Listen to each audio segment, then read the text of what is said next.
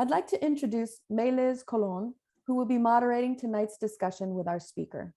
Maeliz is a recent graduate of UMASS Amherst with a degree in mechanical engineering.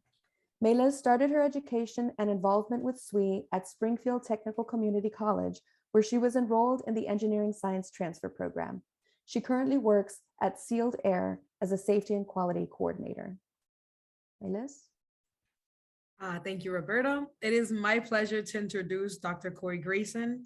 Korie is a biomedical engineer, chemical engineering researcher, and a diversity advocate in STEM. She's a first-generation student and a proud alumna of Norfolk State University, where she earned her BS in chemistry. Korie obtained her MS and PhD in biomedical engineering from Cornell University, where she studied cancer drug resistance in 2D and 3D prostate cancer cell culture environments. Currently, Korie is a postdoctoral research fellow at the University of Michigan in chemical engineering. Her research focuses on the evaluation of novel nano and microparticles for therapy in sorry about this, guys. I'm about to butcher this. Neutrophilic. Thank you, Korie. Acute inflammatory disease and cancer. Korie firmly believes that the representation matters. In addition to community service, workshops, and speaking engagements aimed at redefining the image of STEM, she is the diversity chair for At Women Doing Science, a popular Instagram account that showcases women in STEM from all over the world. She is also on the planning council for STEM NOR, a holistic wellness and research retreat for Black women in STEM, and the finance director for Black in Cancer, an organization that aims to strengthen networks and highlight Black excellence in cancer research and medicine. Korie, thank you for joining us today. I'm looking forward to learning about your journey into STEM and the lessons that you have taken from the work that you do. Thank you, Maeliz, so much for that introduction. Truly appreciate it. And thank you everyone for being here tonight, taking time out of your day. I know it's late, we're all Zoomed out, but please bear with me as I share with you my journey and my efforts in trying to redefine the image of STEM. And thank you, SWE, Northrop Grumman, for allowing me to come and again be in this space where I get to, again, just talk to everyone and talk about my passions, which is really showing this is what a scientist looks like. You see, I even got a picture right there. All right, so first I'll start off with a little introduction of myself. So who is Korie? Korie with a K. And so that's me. And I specifically say Korie with a K because a lot of people assume C and that I'm a boy. You don't know how many calls I have to say I'm not sir, I'm ma'am. But anyway, it's the first step in where my advocacy journey where I'm like, hey, this is me, Korie with a K. So now I advocate for a new title, which is doctor. So I got my PhD in biomedical engineering in 2020, so literally almost a year and a half ago, from Cornell University, which is Ithaca, New York. If you ever been, beautiful place during the summer, snows a lot during the winter. But you know, I don't know why I decided to come to Michigan. Still snowing here, snowing outside exactly right now.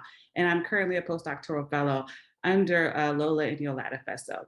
But while I'm here, I've been doing a lot of great stuff, really found my footing in the space of STEM advocacy, and really just been loving that transition kind of between a PI and a grad student, helping the grad students in the lab not to freak out, getting them focused on their research, trying to help them get through a PhD program because I knew I was just there. And so it's just been really, really exciting and fun as well.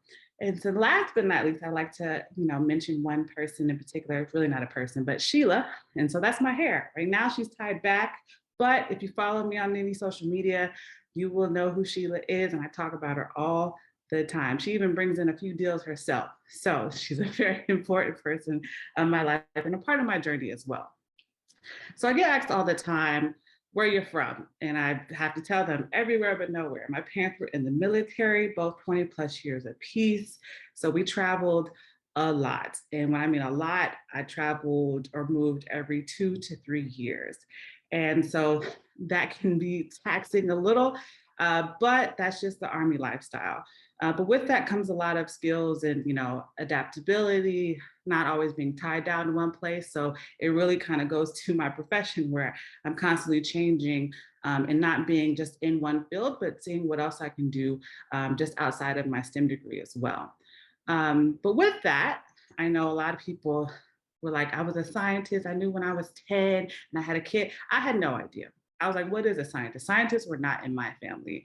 In fact, you were either a factory worker or you went into the military or you just did something else.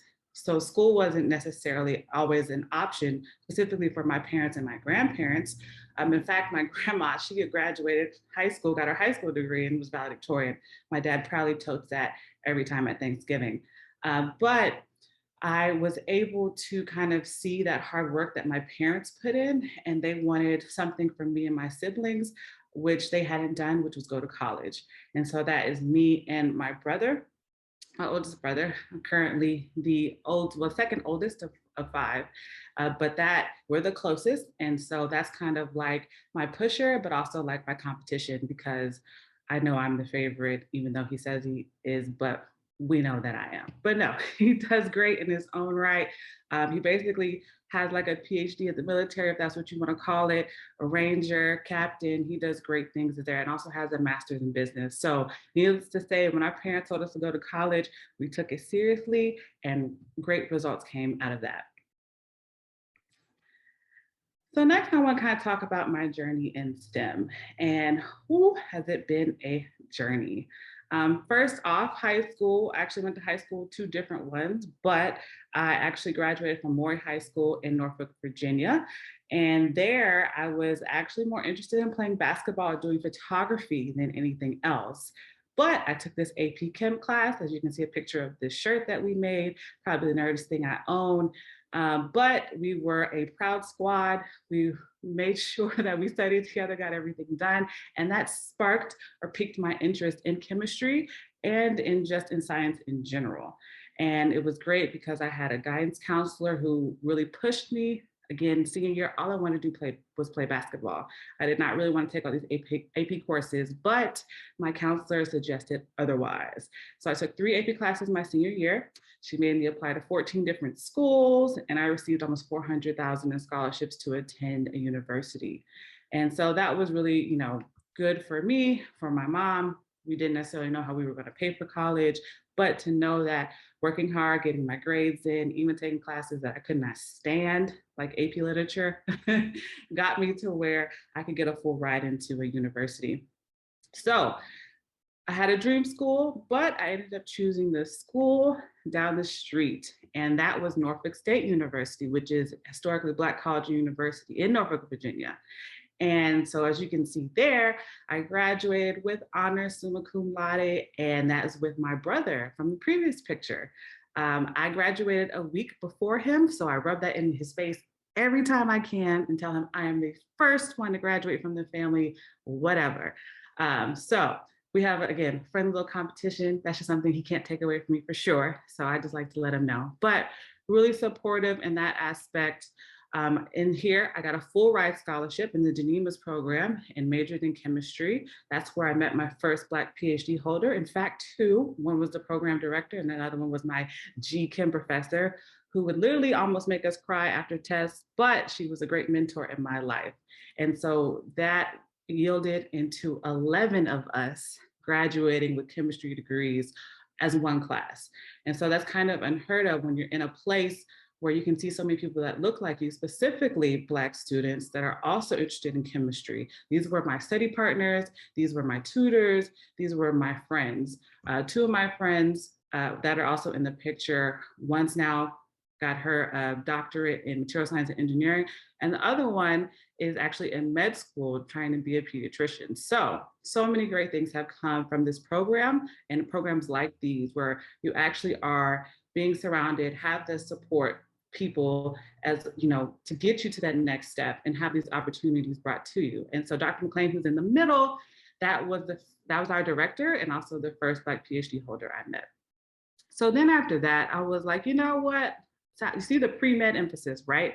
So that just suggests that maybe I should try med school.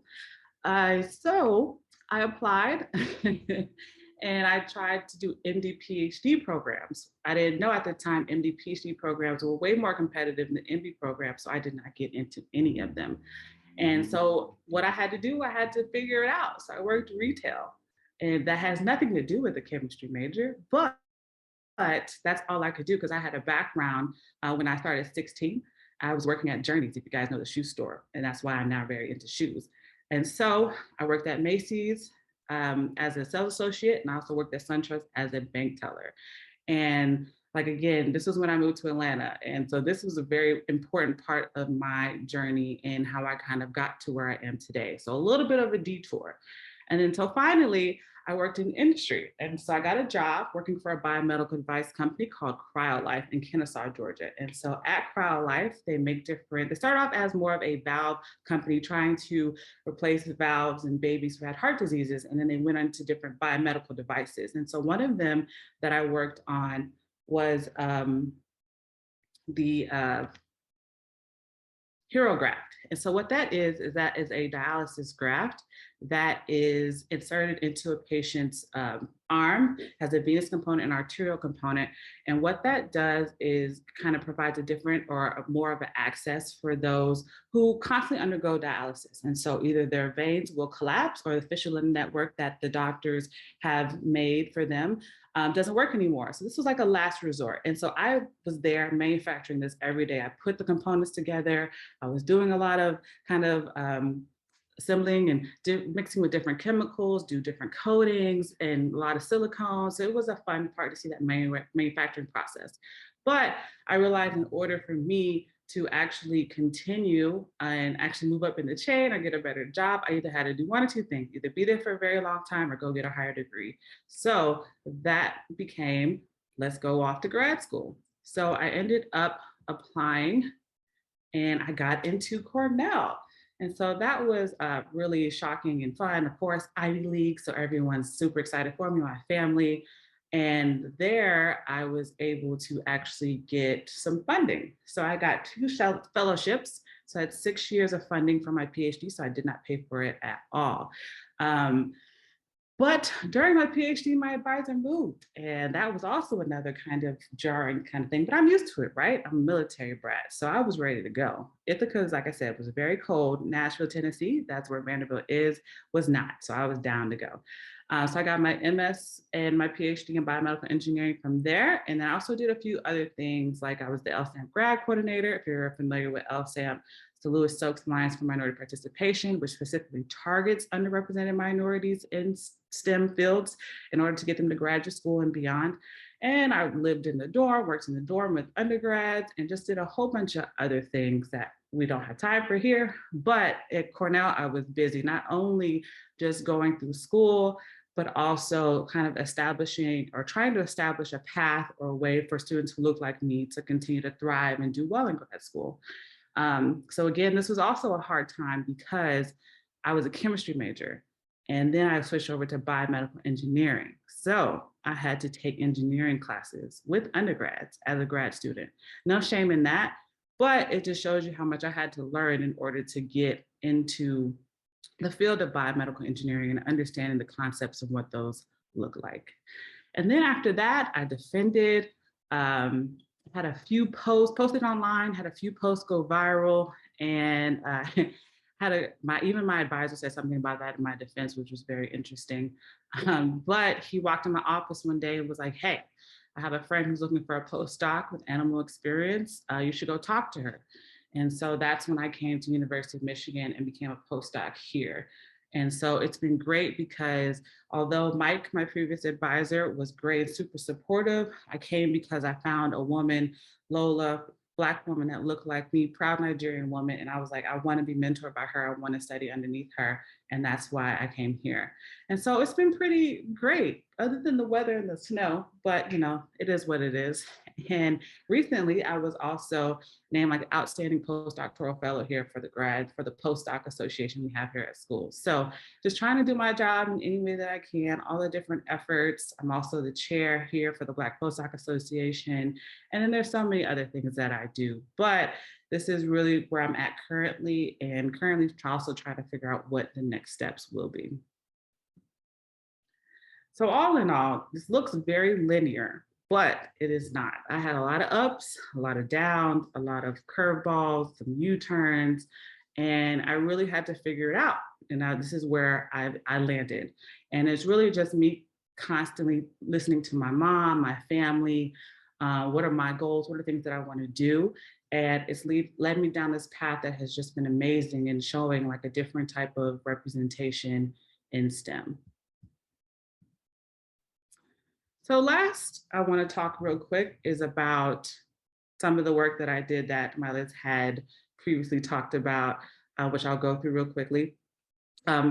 This was first a message that popped up in my DMs, and it was just saying, hey, I literally just looked this up. I was looking and hoping to find somebody like me, and I found you.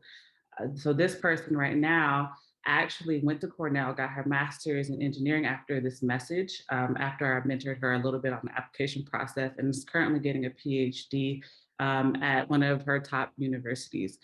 So that led to a lot of mentoring experiences for me. Also, I currently do resume CV review, essay review, and also coaching, just as a couple of my services. But just this one message turned into so many different things and has allowed me to reach so many different people.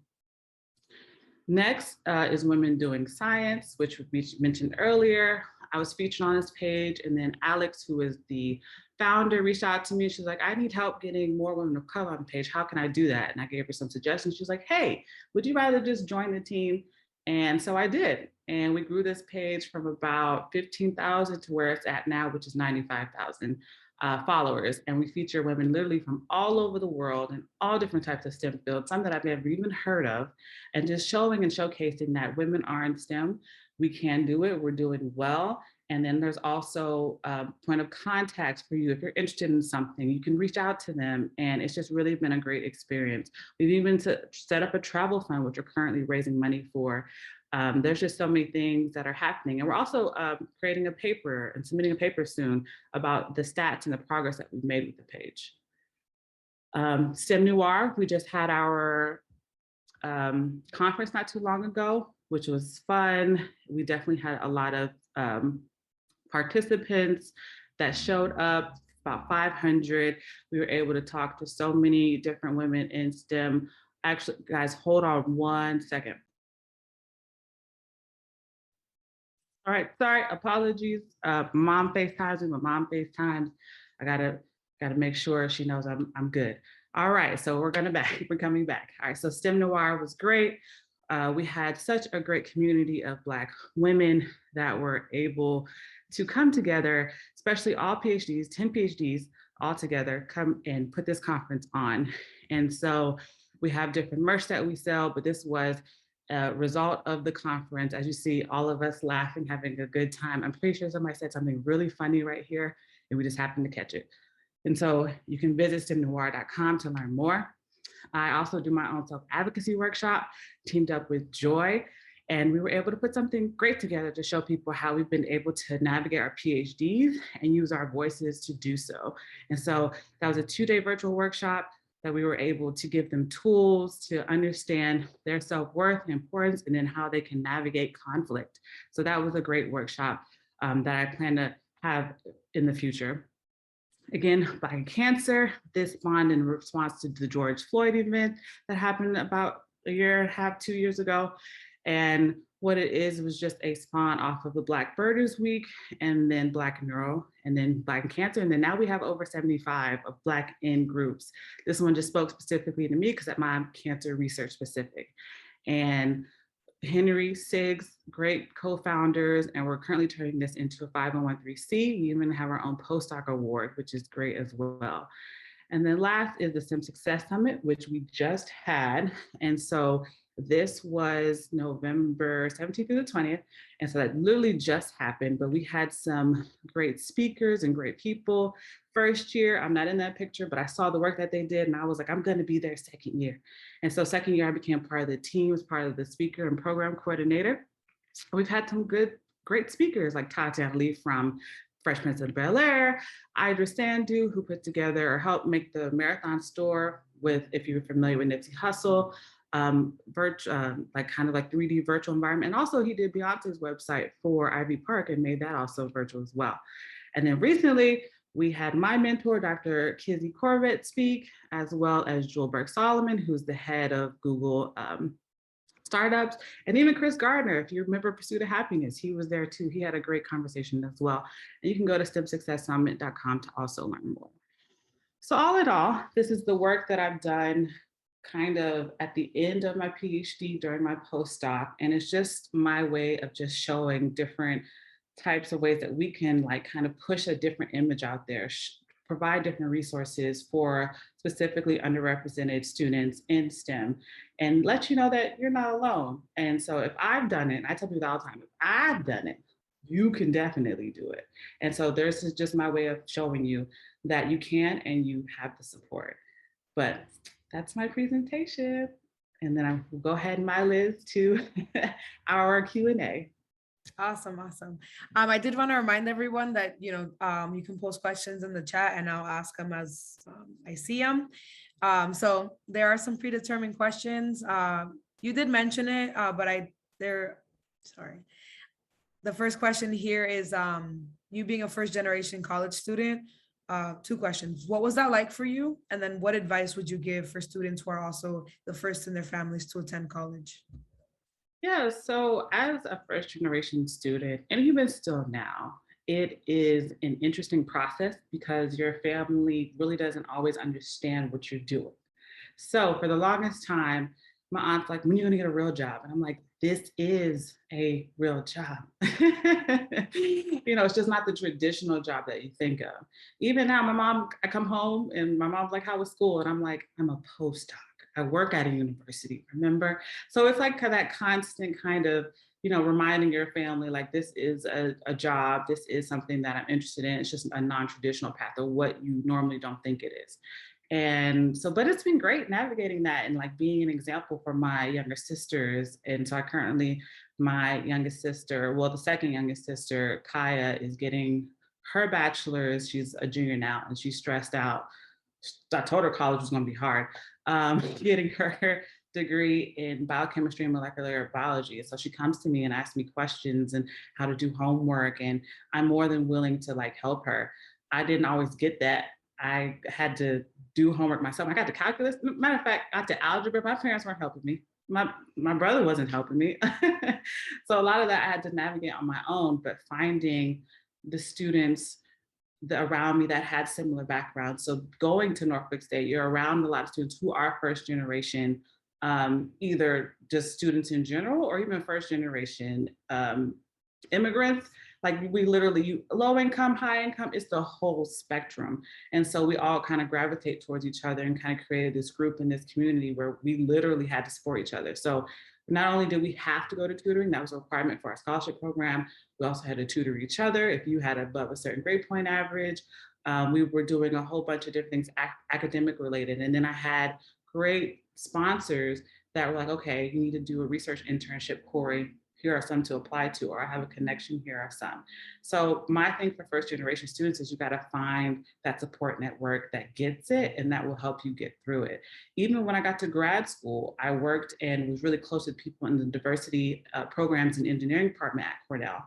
And they knew all of us, most of us were first generation students, whether it was undergrad or PhD, but they were like, okay, here are opportunities that you can have, you can do, and different things moving forward. So you got to find that support network, find those people that will help you. And that's why we created STEM Success Summit. That's why we created STEM Noir and Women Doing Science. You can simply go there and ask people questions because we are more than willing to answer those and make sure we put you in the right path. Yeah. That's awesome. I was gonna say I have the same thing with my younger sister. I always want help. It's like I had to struggle. You struggle too. But it's nice to definitely see that. So that's good. We have a question here from Ursula, and she said, "Can you speak on who were and are your allies throughout your undergraduate, graduate, or postdoc experience?" You kind of touched on it through your presentation, but then also what sorts of actions did they take to show their support? So you identify them as supportive. So what were they doing actively? So with my allies, definitely some of my lab mates in grad school, we all, particularly there was Neymar, who was first generation Puerto Rican student, and we had like similar hair. So we bonded over that. She was definitely someone that helped me with my only like navigating grad school and getting me focused, but also with research projects. And she's also on my second published paper that came out last year. And that paper I was so proud of because it was all women on that paper, besides Mike, who's my advisor. But 3 of us, all women, we worked together to put that together. So lab mates, postdocs in the lab were definitely ones that were my allies, and they just did it by helping me scientifically with my research. And also for those lab nights when we would go for a drink and just talk about our frustrations and stuff like that. Undergrad was definitely my friends that were also in the same program that I was. We all literally went through it. I thought AP Chem was hard. When I got to G Chem, I had the highest grade one time, and that highest grade was a 50. It was a hard class, but we got. I was like, really? Okay, interesting. I'll take it. Right, I'll take it. It was like, there's a curve, right? You're going on a curve, right? Right. Move it. But during also grad school, I can't thank Mike King enough. That was my PI for all the support he did, because not only did he help me as far as my framing and my thinking as a scientist, but also anything I wanted to do outside of that, he greenlighted it. He didn't hold me back. He didn't say I couldn't.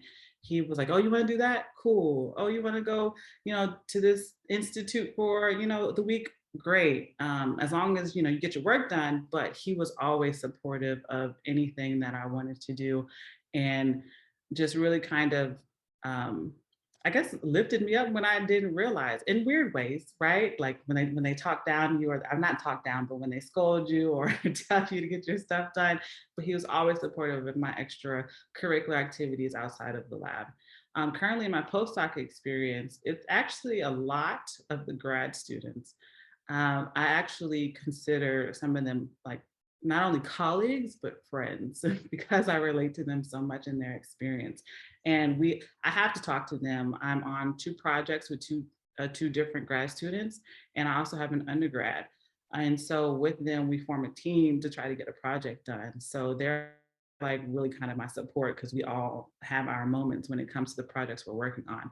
And then Lola herself is my current advisor. She understands what it is like to navigate the system as a Black woman. I mean, I think one lab meeting or one one-on-one meeting we literally talked about a twist out and hairstyles for like 5 minutes, and then we moved on. I can't do that with every advisor, but to have that there finally is like, a breath of relief. Like, even though I still look up to her and hold her in the most high regard, because she is a trailblazer in the field for sure. But definitely these are some ways that people have shown support of me, even in applying to awards, applying to different grants. I can literally just email Mike, can you write me a recommendation? He's like, sure. Anyone in the DP office, can you write me a recommendation? Sure. So again, it's about people being proactive and also supporting me when it comes to other things that I want to do. Yeah, outside of just your education, that's good. Yep. So kind of on the same line of education, how did, this one's from Aaliyah Fleeks. She said, how did you determine what you wanted, that you wanted to obtain your PhD? Gotcha. Thank you, Aaliyah, for your question, and you, Ursula, as well. So that was a process. I didn't immediately know it was going to be biomedical engineering until I started working for that biomedical device company. And that's when I realized, okay, this is something that I want to do. So for me, science is great when, you have theories, you have laws, you have, proposed research, but I like the translational aspect of it. I like knowing that my research at some point may have an impact on a person. And for me, cancer was so prevalent in my family without me even realizing it. I joined a lab that studied cancer, but I was just like, okay, I'm just interested in drug delivery. What does that look like? But come to find out, my grandfather was diagnosed with prostate cancer. And so that fueled my thesis even more, which covers prostate cancer. And then even moving forward after that, I realized, all right, there is applications and things that we can do in that regard. I really was interested in medical devices. That's really what I wanted to work on, but things change and you kind of go with the flow. And honestly, when I ended up choosing my advisor, it was his energy that really brought me in, his like excitement for the subject that he was researching his whole life. I could have been in any lab, but he really kind of pulled me in, and he was always enthusiastic throughout all of my 6 years. And so that helped as well. But I think you really have to find something as far as like a subject matter that you feel like you would stay in and be passionate about, if whether that is drug delivery or biomedical engineering or, you know, chemical engineering, which is what I'm in now, or aerospace. Do you love space? Like what are some of the small things that you like that you think you would sit down for 5 to 6 years, want to study, want to go through the ups, the downs, the moments when those experiments aren't working, the moments when you are super frustrated, you don't know if you're going to graduate. What is something that you're passionate about that will have you sit there and complete this PhD? And so biomedical engineering was it for me. Now I did, like I said, take those engineering courses, fluid mechanics, differential equations, all that kind of stuff. But seeing the applications and how that works, like now I understand how a plane flies, or, you know, why we use ordinary differential equations when we're doing a MATLAB computational model or something like that. It all has application. And so that's how I determine what I want to get my PhD in. Okay. And thank you for that. So Christina also Christina has a question regarding all the organizations you're in. How do you manage your time with being? Thank you, Christina, for that question. And I honestly, I don't know. No, I'm just kidding. That's not what helps is having a routine and sticking to it. So I know for me, I like to work out. That happens in the morning. I know I have work to do, my actual job, postdocing, that happens during the day. Any else with the organizations has to happen in the evening. And I also limit to when that happens. We're not going past 9. And then also I strongly prefer not to do anything on a Sunday, because Sunday are the days that I keep to myself. So I think setting those boundaries as far as time when you can do things, it definitely helps. Now, do I take meetings during the day sometimes for these? Yes, like I can be in the lab listening and also doing an experiment at the same time. Thank God everything is virtual, right? So that provides some flexibility. But as far as what that looks like on a day, that's how I kind of lay my times out. Things change, of course, and I have to adjust, but I've gotten better at saying no than yes. So people ask me to be a part of different things all the time, but those are my 4 main core babies. And then some of them only happen during certain times. So I'm able to manage them a lot better. So I hope that helps. I have a routine, set times, set guidelines, when you will be available, when you will not be available, and stick to that.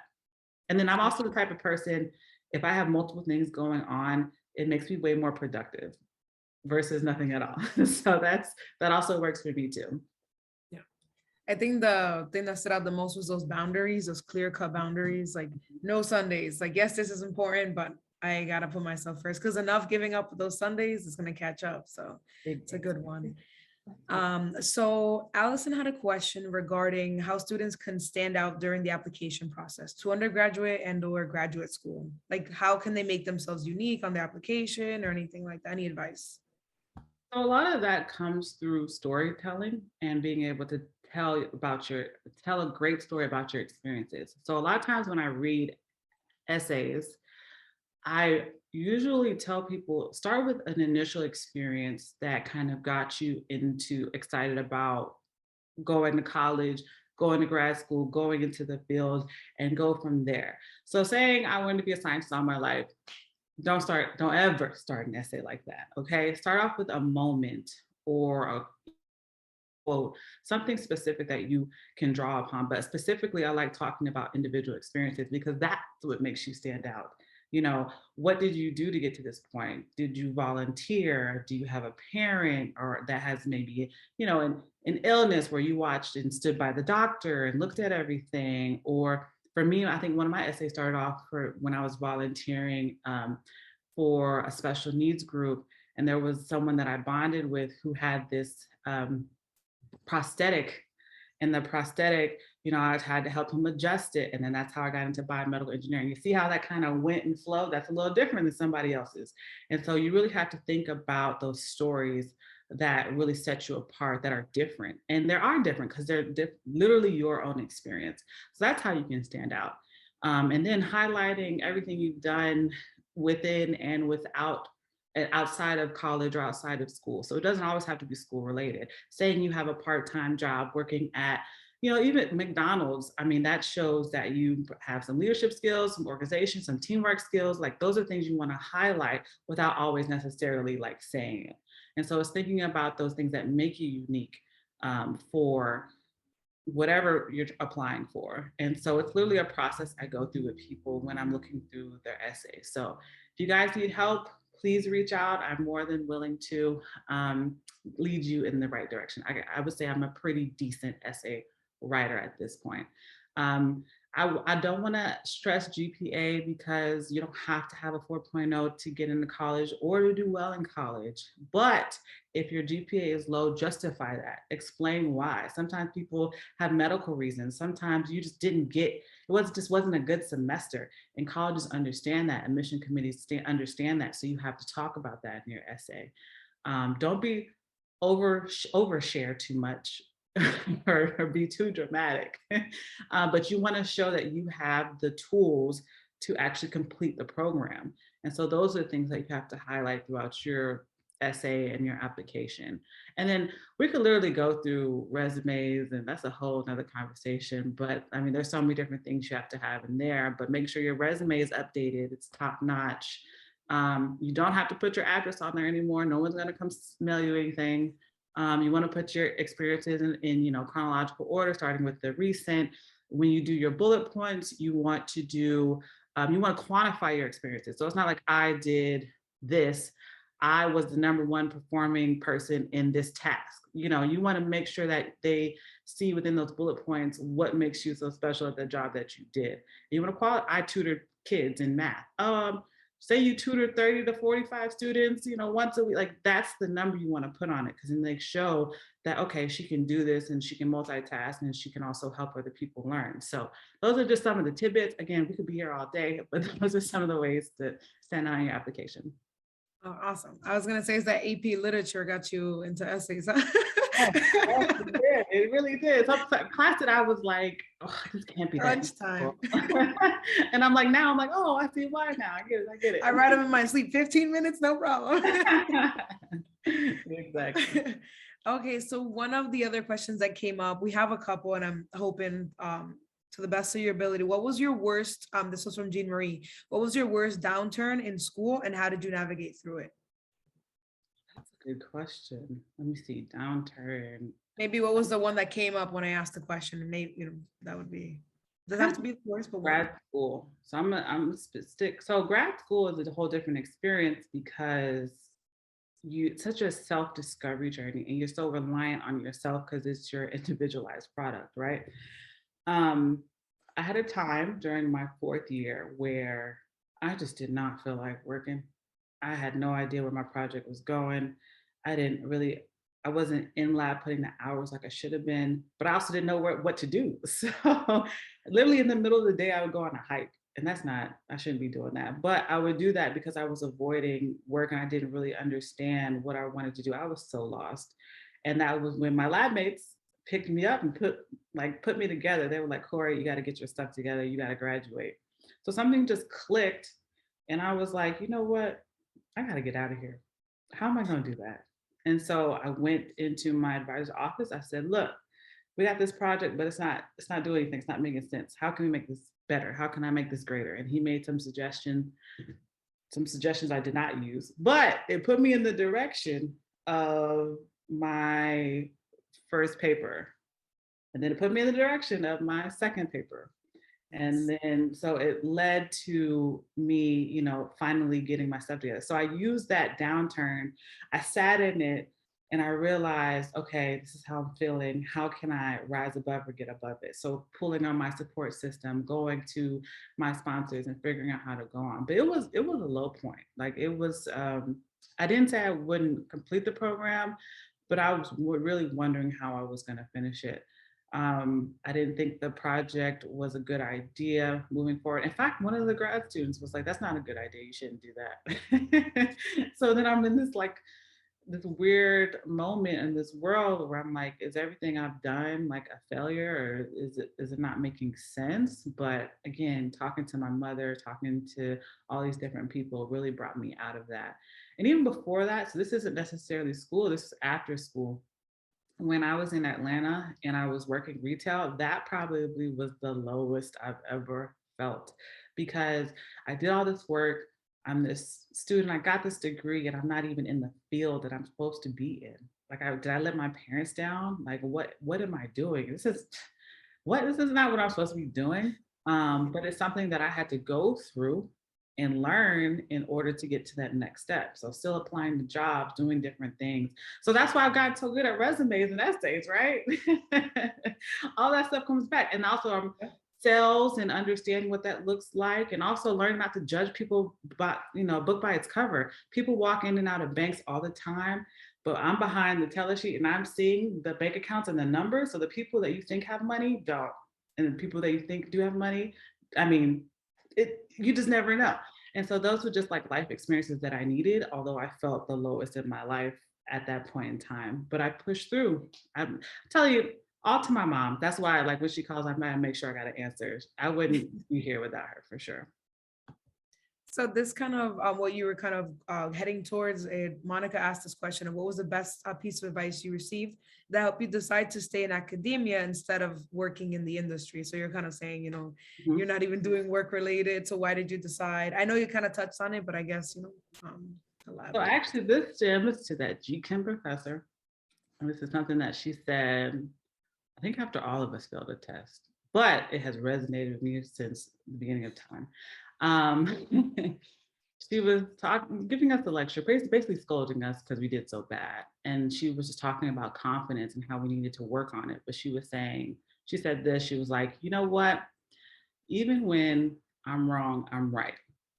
And we were all looking at her like, what does that mean? No, when you're wrong, you're wrong. And what she was saying is that she has so much confidence in herself and her abilities, even when she doesn't feel like it, that you're gonna think she's right, even if she says something wrong. And so that has truly resonated with me throughout my whole kind of career in navigating, because you get overtalked by people, you get ignored. Somebody, you just said something, and then a couple seconds later, a white male says it, and now everyone agrees with it, and you're just like, what? But then I realized going through that, even in academia, a lot of people are just talking to talk. They don't always necessarily know what they're talking about, and they can actually be really wrong. But having like an instilled confidence, doing kind of conference presentations, poster presentations, doing lab presentations during lab meeting has given me the idea of what that looks like, and having this kind of confidence in yourself to really push forward and stay in a place that's so competitive as academia. Of course, there's pitfalls, there's things wrong with academia left and right? But seeing people like Lola, or seeing some of my friends who are like the first Black PhDs in their programs, lets me know that I'm here and I can do this. I was made for this, and I'm going to continue to move on. I wouldn't have had this path or this way of things happening, if it wasn't for certain people like Dr. Patrick and GChem, or my mom, or Lola. So I hope that answers your question. Yes, it does. I'm like, is she reading the questions here? Because it's like you're on point with the next one as well. So it's like, okay, this one's gonna kind of segue into it. Jacqueline asked, as kind of commenting, asked, as someone who is passionate and outspoken about these topics, how to deal with people, particularly in academia, who may not be as supportive of someone doing outreach instead of just research. So kind of unsupporting and just. That's a great question. I recently did a talk where I was asked something similar. It was from a white male who was like, how are you gonna balance all of this and have kids and get married? And I'm like, we're really asking this in 2021? Okay. But I thought about it. And I was like, you know what? I wish I had the luxury to just focus on my career. I wish. But I wouldn't be fulfilled if that was the only thing that I focused on. I wouldn't be who I am if that was the only thing that I focused on. I wouldn't be the amazing person that I am if that was literally the only thing that I focus on. What makes me such a unique candidate is the fact that I do this on top of doing research.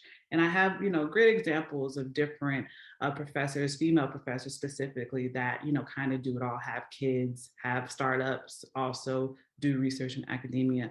They've worked hard for that. But I also feel like the system is changing a little, not as fast as it should, but people in universities and admission committees are having more of a holistic approach when it comes to hiring new faculty. So not only is it just about, your publications, it is publish or perish still, but it's like, what are you doing outside? Are you mentoring? Are you practicing diversity? They're now asking for diversity statements and what that looks like, but there is definitely a difference between actually doing diversity and playing diversity. I want to note that. But I think, again, people are starting to realize, like, okay, if we want a more diverse pool because diversity is strength, then what is going on with our process as far as screening applicants? If we're only looking at the top universities, you're already screened out some very viable candidates just because you're only looking for those from a Cornell or from a Michigan. And again, there's so much richness in different experiences. It doesn't have to come from a top school. And so I think they're starting to kind of realize that going through these different processes. And so for me, I literally had a conversation with a faculty kind of board about how they could change different things, and even creating that pipeline for younger students to kind of get to the faculty route. I was like, honestly, colleges can put in a lot of effort, but it starts in K through 12. What are we doing in those initiatives for K through 12 to get them here? Are you universities partnering with high schools in different parts of the city to get them into school? Are you doing internship programs, different companies, to get them to know that they can do this? So it's a whole pipeline problem for sure. But so when people say, you should be doing this instead of that, no, I shouldn't. My work proves otherwise. I get so many messages from people saying, thank you, just for being me, and literally just authentically me. And they didn't know they could be this or do that because they just hadn't seen it before. And so I'd rather take that than someone giving me their offhand opinion that really doesn't matter. And so that's kind of how I deal with it. Everyone has opinions, just like they have, y'all know the phrase. So you got to pick and choose which one you want to listen to. And for me, that's not something that's going to resonate with me or stick with me. Yeah, I do agree with you. The outreach is really important. I found it interesting, the comment that the male colleague, I think, had made about like, oh, how are you going to balance this? I just wonder how many times a guy gets asked that. How are you going to balance having a family and a wife? No, never. So it's interesting. Exactly. How they end up doing that. So the chat questions are all settled through, and kind of a final question that we have here. I'm sorry, for some reason, among the ones that I wanted to ask, excuse me. Okay. So I think you already spoke on failure. I'm sorry, I just don't want to touch on questions that were already addressed. That way we're not being repetitive. Okay. I guess this one's a good one. And I wanted to, before starting the question, I tutored at the community college that I was before I went in, and they told everyone to describe, when they think of a scientist, what does that look like? And obviously everyone's thinking a white male in a lab coat. And it was actually like, it was our own bias. Like that is how media is portrayed. And even though we're going into STEM, we cannot see ourselves in this position. And the reason I say that is because one of the questions, who was the first scientist you remember seeing who looked like you? I know you kind of mentioned people in, but just wanted to hear it end on a boom and a final. So the first scientist that I looked up to was Alexa Kennedy. So she's the first Black neurosurgeon in the US. That was the first time that I was able to see somebody that looked like me. Now, I didn't want to be a neuroscientist, but I just thought it was so cool that she was the first, and that she represented something that unfortunately is still happening today. We still have a lot of firsts. And, although that's progress, that's progressive, we still have a lot of work to do. So it was definitely seeing her and then, knowing about George Washington Carver and the amazing things that he does. Y'all know how many patents he has? It's a lot. I can't remember at the moment, but just seeing just the wonderful work that those two, and then so many others, just learning so about, daily, and then even the ones in my current life. My friends, actually.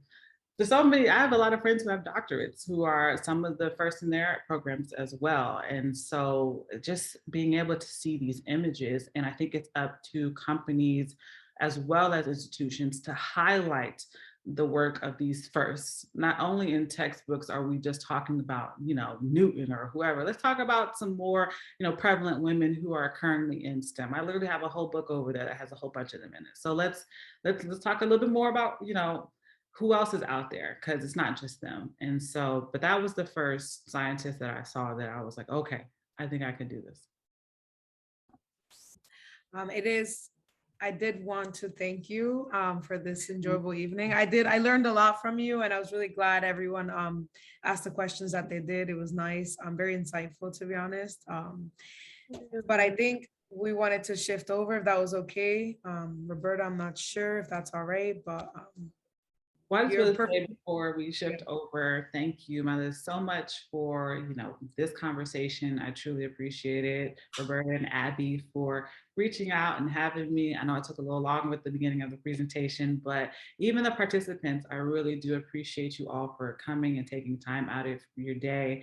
And please reach out. You can email me, or you can go to my website. There's so many different things in order to reach me. But yeah. If you have any additional questions, please let me know. The presentation was great, and I mentioned model for many of us women in STEM, so I appreciate it. Roberta, I'm all set. Thank you. Thank you, Maeliz. Thank you, Dr. Korie. This was inspirational. It really, really was. I love listening to women's journeys. All of us have our own individual unique pathways. And at the same time, it's good to know that you're not necessarily, you're not alone, right? So as you said, finding those individuals, whether in your peer group or faculty, your mentors, your family, your mom, this community, like here that we have at SWE, they're just, it's so important to feel that you are not alone. So thank you so much for sharing your journey with us, and to our audience for these great questions that you asked today. Thank you for having me.